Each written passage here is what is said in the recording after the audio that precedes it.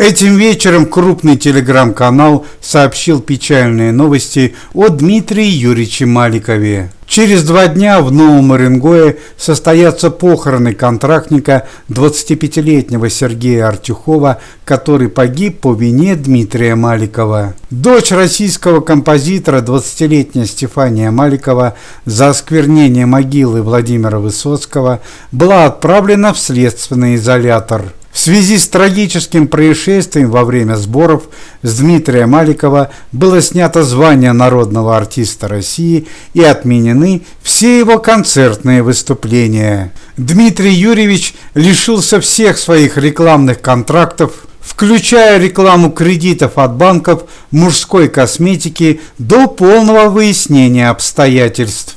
Ну а впереди известного артиста ждет самое суровое испытание. Завтра утром в сопровождении стражи порядка Дмитрий Маликов отправляется в Новый Уренгой на похороны контрактника Сергея Артюхова.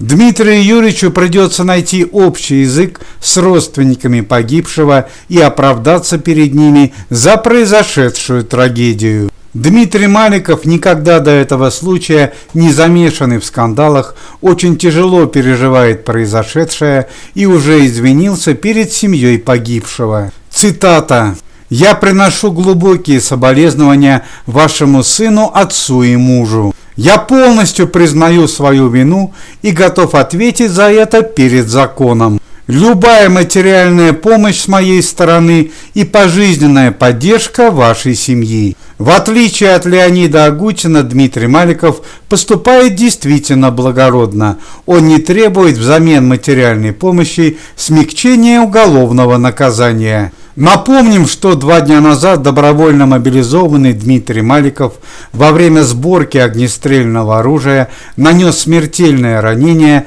25-летнему контрактнику Сергею Артюхову.